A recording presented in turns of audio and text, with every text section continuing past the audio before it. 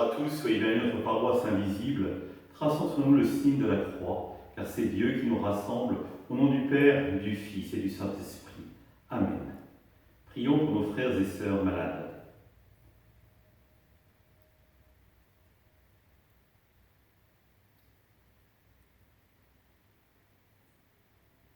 Prions pour les soignants et tous ceux qui œuvrent pour le bien commun.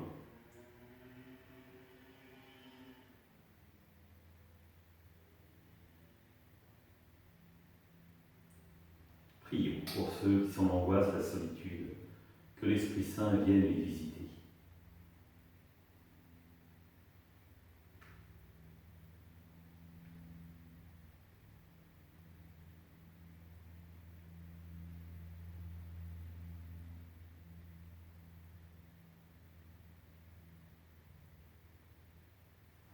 Pour magnifier notre communion, je vais maintenant allumer cette bougie au cierge pascal.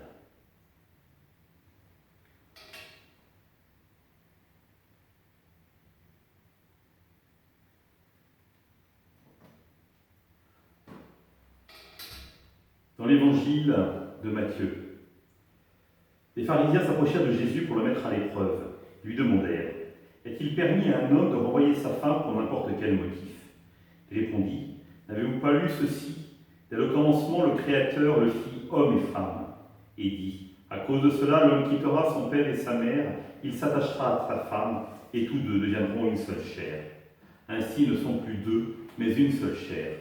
Donc ce que Dieu a uni, que l'homme ne le sépare pas. Les pharisiens lui répliquent : pourquoi donc Moïse a-t-il prescrit la remise à l'acte de divorce avant la répudiation ? Jésus leur répond : c'est en raison de la dureté de votre cœur que Moïse vous a permis de renvoyer vos femmes. Mais au commencement, il n'était pas ainsi. Or, je vous le dis, si quelqu'un renvoie sa femme, sauf en cas d'union illégitime, et qu'il en épouse une autre, il est adultère. Ses disciples lui disent : si telle est la situation de l'homme par rapport à la femme, mieux vaut ne pas se marier. Il leur répondit : tous ne comprennent pas cette parole, mais seulement ceux à qui elle est donnée. Il y a des gens qui ne se marient pas, car de naissance ils en sont incapables. Il y en a qui ne peuvent pas se marier, car ils ont été mutilés par les hommes.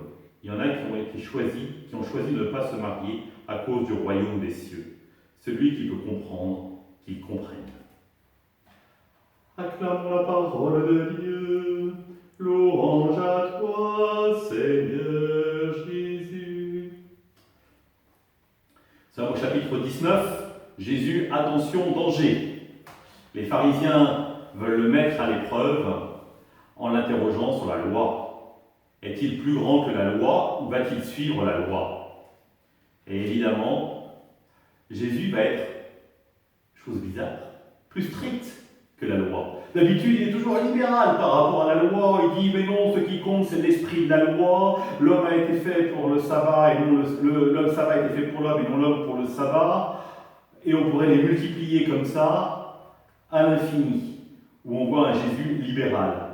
Là, pour le mariage, beaucoup plus strict. Même, carrément strict, on pourrait se dire, quand même, Jésus, non, parce qu'il y a quelque chose d'essentiel qu'il dit. Et ce qui est très intéressant, c'est de noter qui se marie, qui scelle l'alliance. Les époux se donnent le consentement, Dieu scelle cette alliance. Et il le scelle de manière définitive, comme ce que fait Dieu toujours. Quand vous avez été baptisé de manière définitive. Quand vous avez été confirmé, vous avez été confirmé de manière définitive. Quand j'ai été ordonné prêtre, j'ai été ordonné de manière définitive. Et je resterai prêtre toute ma vie, quoi qu'il arrive. Dans le sacrement de mariage, il en est exactement de même. Ce que Dieu a uni, que l'homme ne le sépare pas.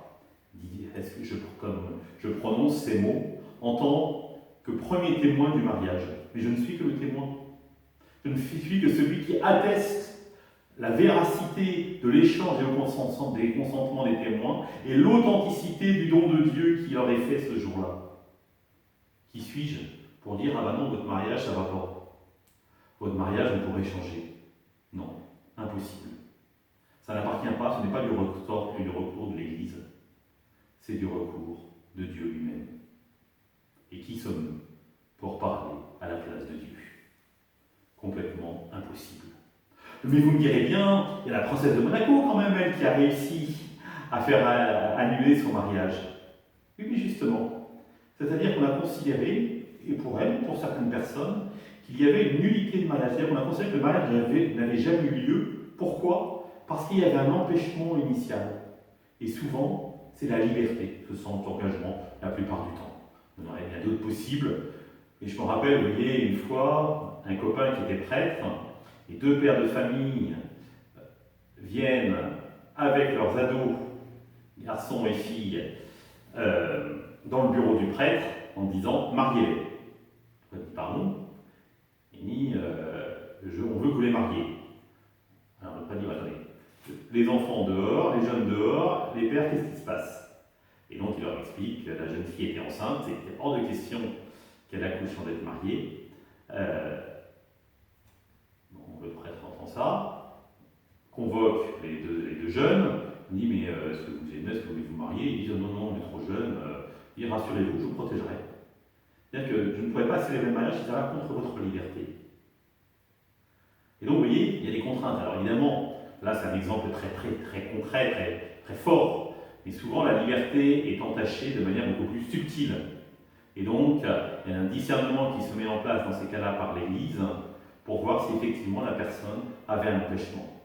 Et donc dans ces cas-là, on considère que le mariage n'avait jamais eu lieu.